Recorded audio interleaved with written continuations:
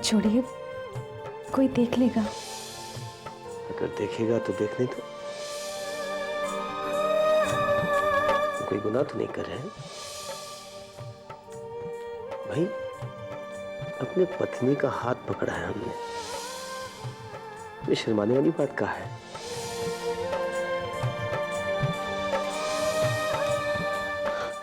आप तो बिल्कुल। दुल्हन,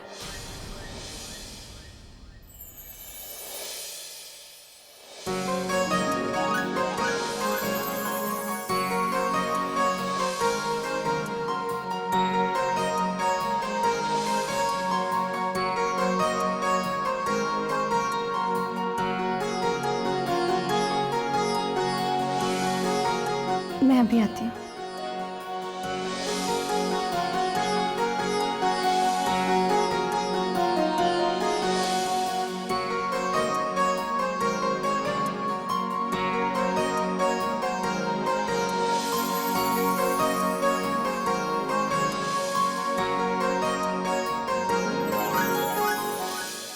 अरे कादम्बरी, चाय का क्या हुआ?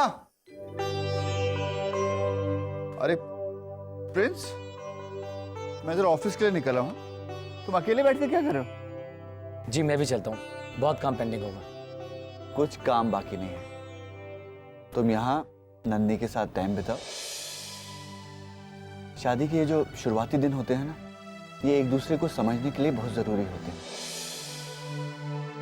अरे तुम हनीमून के लिए क्यों नहीं चले जाते? कहीं पास में ही चले जाओ। मैं तो कह रहा हूँ कि महाबलेश्वर चले जाओ। देखो मौसम भी बहुत अच्छा है और वहां मेरे दोस्त का एक बहुत अच्छा बंगला है और तुम्हारे बजट में भी आ जाएगा। बस तुम जाने की तैयारी करो। बजट? कहीं तुम इसकी और नंदिनी के हनीमून की बात तो नहीं कर रहे हो ना? चाय पी। नहीं, तुझे चाहिए? बैठिए। अच्छा तुम ले लो। हाँ वो मैं सोच रहा था कि नंदिनी के साथ महाबलेश्वर चले जाऊं। जीजा जी के दोस्त का बंगला भी है और ज्यादा खर्चा भी नहीं होगा। महाबलेश्वर? अरे नंदिनी इतने बड़े घर की बेटी है और तू उसे महाबलेश्वर ले जाएगा? ये भी ना, भूल गया तुझे भाई राजा ने पार्टनर बनाया है, पार्टनर। अब तो ऐसी ये छोटी मिडिल क्लास वाली बातें मत किया कर। अरे कहीं अच्छी अच्छी जगह पे जा, जैसे वो मॉरिशस, बैंकॉक। कादम्बरी, भाई राजा ने इसे पार्टनर बनाया, इसने भाई राजा को पार्टनर नहीं बनाया। जितनी लंबी चादर हो पैर उतने ही पसारने चाहिए, समझे? भाई राजा अच्छे हैं इसका मतलब ये नहीं कि हम उनका नाजायज फायदा उठाएं। जब अच्छा खासा कमाने लगेगा तो मॉरिशस, स्विट्जरलैंड, क्या लास वेगास भेज देना इसको, समझी? हाँ मैं देखती हूँ।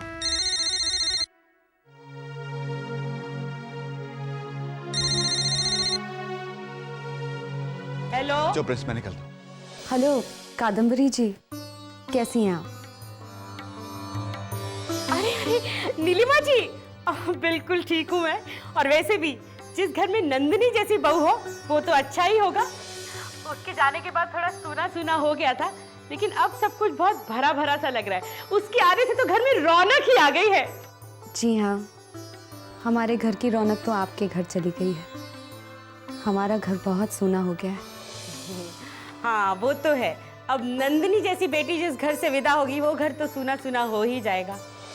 आपको पता है अभी हम किस बारे में बात कर रहे थे? हम नंदिनी और प्रिंस के हनीमून के बारे में बात कर रहे थे। सोच रहे हैं उन्हें महाबलेश्वर भेज दे। सुजीत की जान पहचान वालों का एक बंगला है वहां पे, तो जरा सस्ता पड़ेगा। वैसे भी नई नई शादी हुई है ना, एक दूसरे को जानने के लिए कहीं बाहर तो जाना ही पड़ता है। अब बेशक थोड़ा खर्चा होगा, लेकिन खर्चे वर्चे तो लगे ही रहते हैं ना नीलिमा जी। जाना भी तो कितना जरूरी है। वैसे शादी के बाद दोनों एक दूसरे को जानेंगे, पहचानेंगे तो अच्छा रहेगा। एक बार घर की सारी जिम्मेदारियां सर पर पड़ी ना तो ये घूमना घूमना तो रह ही जाता है। मैं सोच रही हूँ एक दो दिन में ही बस की टिकट मंगवा लूं। एसी बस में आराम से दोनों निकल जाएंगे महाबलेश्वर। वैसे सच बोलूं, मेरा तो बड़ा मन कर रहा था कि दोनों फौरन होकर आते, लेकिन आपको तो पता ही है ना हमारे घर के हालात। अरे मैं तो भूल ही गई कि नंदिनी को बुलाना था। रुकिए ना, मैं अभी बुलाती हूँ। नंदिनी, नंदिनी। जी दीदी। अरे नंदिनी, तुम्हारा फोन है, भाभी का फोन है। लो, यहाँ बैठ के आराम से बातें कर लो। हेलो भाभी, कैसी हैं आप? तुम्हारी जैसी ननद पाकर कौन सी भाभी दुखी हो सकती है नंदिनी। मैं बहुत खुश हूँ। तुम्हारा तोहफा मिला और इससे हमें ये भी पता चल गया कि हमारी गुड़िया नंदिनी कितनी बड़ी हो गई है। भाभी, हम बड़े हुए हैं आपके और भैया के बड़ापन की वजह से। आप दोनों ने हमारे लिए जो भी बलिदान दिया है वो शायद ही कोई दे पाएगा। हम भगवान से यही दुआ करेंगे कि आप हमेशा मुस्कुराती रहें। आप मुस्कुराती भी बहुत अच्छी लगती हैं, हमेशा मुस्कुराती रहिए। हमारी मुस्कुराहट तो तुम्हारी मुस्कुराहट से है नंदिनी। तुम मुस्कुराती रहो तो हम भी मुस्कुराते रहेंगे। ठीक है भाभी। अच्छा, मैं बाद में फोन करती हूँ।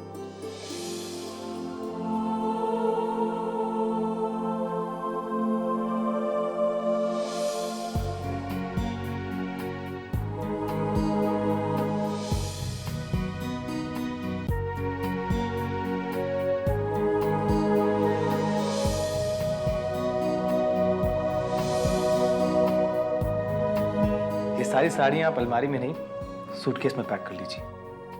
क्यों? पतिदेव से प्रश्न, इतनी बड़ी गुस्ताखी। ठीक है, हम भी आपकी पत्नी देवी हैं, तो प्रश्न पूछने का अधिकार तो है ही। पति देव जी। बिल्कुल है, लेकिन इस वक्त आपके अधिकार नहीं, अपने कर्तव्य का पालन कीजिए। और एक अच्छी पत्नी का फर्ज होता है कि अपने पति के आदेश का पालन करें। और हमारा ये आदेश है कि आप अपनी पैकिंग कर लीजिए, क्योंकि हम आपको भ्रमण मतलब घुमाने ले जा रहे हैं।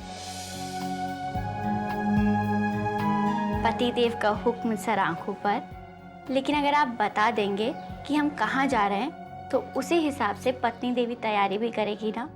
इधर आइए।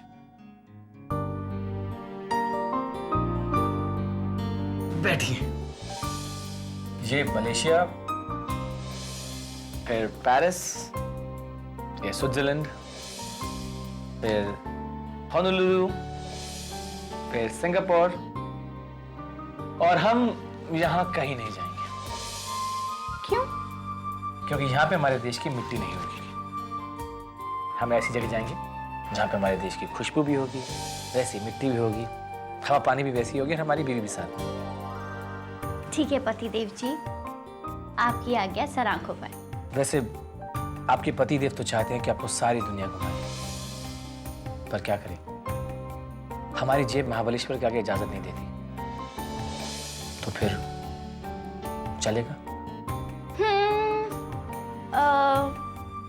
चलेगा। सिर्फ चलेगा या फिर? नहीं, बिल्कुल दौड़ेगा। आप हमें जहां पे भी लेके जाएंगे, हमारे लिए वही जगह सबसे अच्छी होगी। पूछिए क्यों? नहीं पूछते। अच्छा बताइए क्यों? क्योंकि हम जहां पे भी जाएंगे, हमारी नजरें सिर्फ आप ही को देखेंगी ना। आप हमें जहां पे भी लेके जाएंगे, हमें वहां अच्छा ही लगेगा।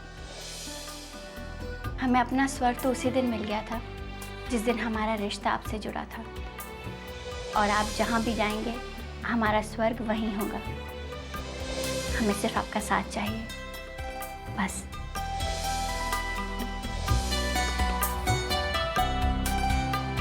सच?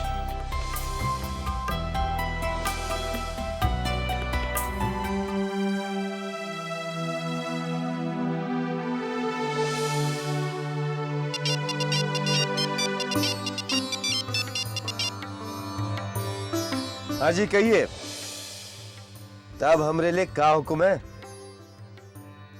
आप भी ना। मेरी अभी अभी नंदिनी से बात हुई। अच्छा, वो सचमुच वहाँ बहुत खुश है और मैंने उसे हम दोनों की तरफ से धन्यवाद भी कह दिया है उस तोहफे के लिए जो उसने हमें दिया। शादी में तो जो भी कुछ दिया जाता है वो मायके वाले देते ही हैं, लेकिन हम दोनों ने नंदिनी को कोई खास तोहफा नहीं दिया। हाँ तुम्हारी बात तो सही है।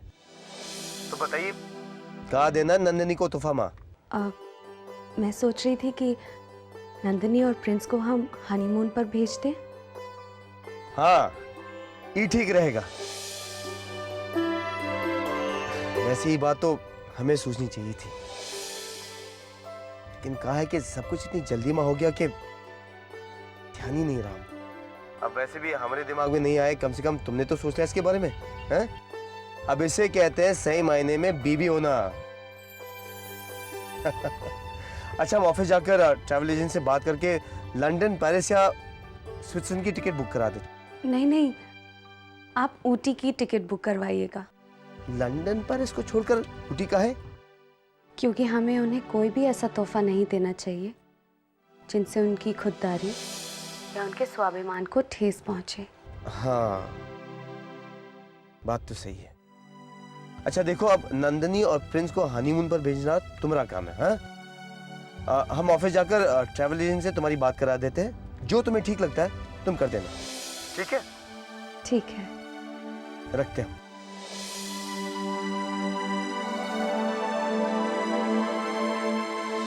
अरे नंदिनी, तुम पालक अभी से क्यों काट रही हो? रात में पालक और तोरई इकट्ठे काट लेना। हाँ वो मैं क्या कह रही थी कि महाबलेश्वर भी कोई जगह है हनीमून पे जाने की। नंदिनी, हनीमून ना जिंदगी में बस एक ही बार आता है, उसे यादगार बनाना चाहिए। तुम ना प्रिंस को साफ साफ कह दो कि तुम्हें महाबलेश्वर नहीं जाना है। अरे किसी अच्छी जगह जाओ, खूब सारे दिन वहां बिताओ, थोड़ी ज्यादा छुट्टियां मनाओ और सच में अपने हनीमून को यादगार मनाओ।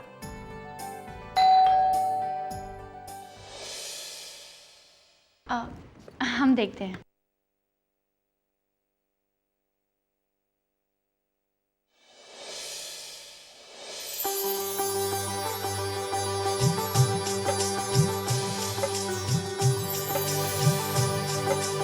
भाभी आप?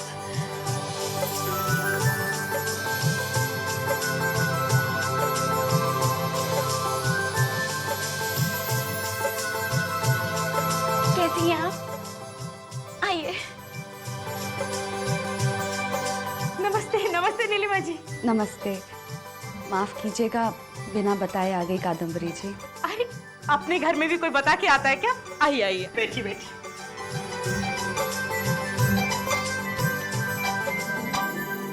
अरे नीलिमा जी, क्या लेना पसंद करेंगी आप? मैं बस आपकी इजाजत लेने आई हूँ। दरअसल नंदिनी की शादी इतनी जल्दबाजी में हुई कि मैं और इसके भैया इसे कोई तोहफा ही नहीं दे पाए। अगर आपकी इजाजत हो तो मैं नंदिनी को एक तोहफा देने आई हूँ। अरे इसमें इजाजत मांगने की क्या जरूरत है नीलिमा जी? देखिए ना, इन बच्चों पे जितना हक मेरा है उतना आपका भी है। नंदिनी जितनी हमारी है उतनी आपकी भी है। आपको कुछ भी पूछने की जरूरत नहीं है हमसे। आपका जो मन में आए आप दे दीजिए। थैंक यू कादम्बरी जी।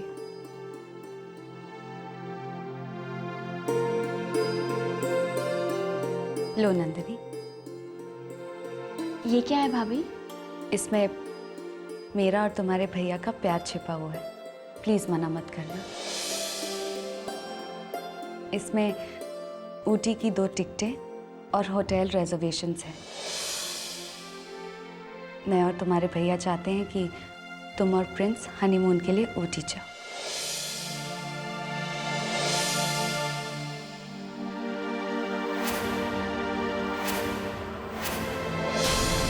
नहीं नहीं भाभी, हम ये नहीं ले सकते। और वैसे भी प्रिंस ने महाबलेश्वर की टिकट ऑलरेडी करा दी है। अरे लेकिन वो तो कैंसिल हो सकते हैं ना। हाँ हाँ, क्यों नहीं हो सकता कैंसिल? नंदिनी, सब कैंसिल हो सकता है। नहीं भाभी, हम ये टिकट्स नहीं ले सकते। आपने और भैया ने हमारे लिए पहले ही बहुत कुछ किया है। प्रिंस काफी खुददार हैं, उन्हें शायद ये अच्छा नहीं लगेगा। और वो महाबलेश्वर जाने का प्रोग्राम ऑलरेडी बना चुके हैं, और प्रिंस की खुशी में ही हमारी खुशी है। आपने और राजा भैया ने हमारे लिए इतना सोचा, हमारे लिए यही बहुत है। हम ये टिकट्स नहीं ले सकते। अरे नंदिनी, ले लो। देखो, प्रिंस को बुरा नहीं लगेगा।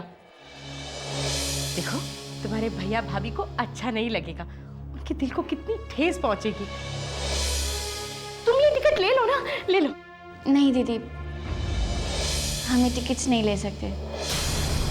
भाभी आप बैठिए, हम आपके लिए चाय लेके आते हैं।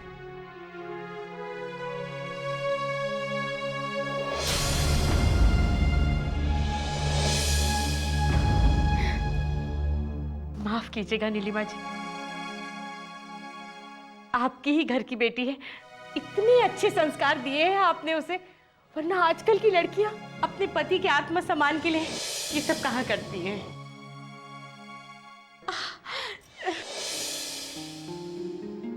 जीते रहिए प्रिंस। आजा।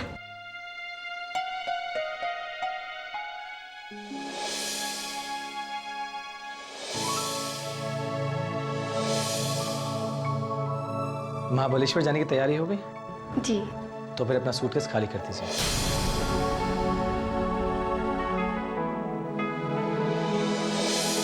क्योंकि अब हम महाबलेश्वर नहीं, ऊटी जा रहे हैं।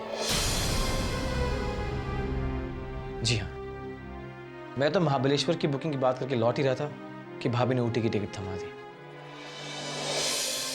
अब मैं भी क्या करता, मैंने भी सोचा कि कहाँ महाबलेश्वर और फिर कहाँ ऊटी, और फिर ऊटी की तो बात ही कुछ और होगी।